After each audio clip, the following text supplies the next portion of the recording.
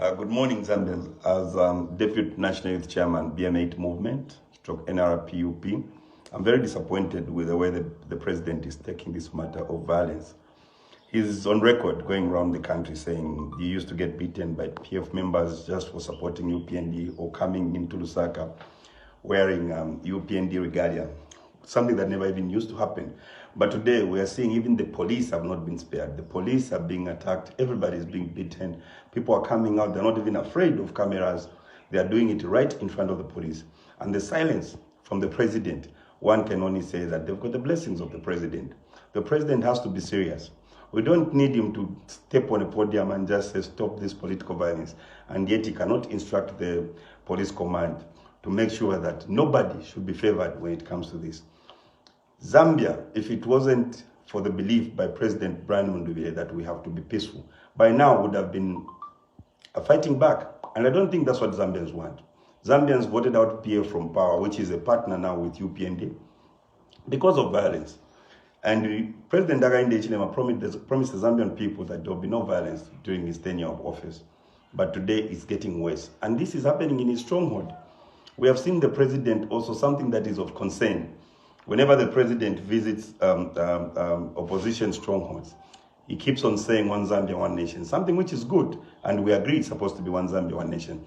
But what's shocking me and we, the young people, is that every time he's in his strongholds, he reminds them about what used to happen in the past. Now we are left to wonder as to whether he's trying to unite the nation or divide it, because you can't divide it. You can't unite it by reminding people of what used to happen in the past, which we don't know, most of us, and he knows better.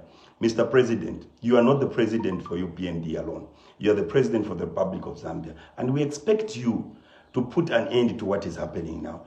It's so shameful to see that on the other side, you are saying your members used to get beaten or they're getting beaten. And yet in reality, it's your members that are beating NRPUP members.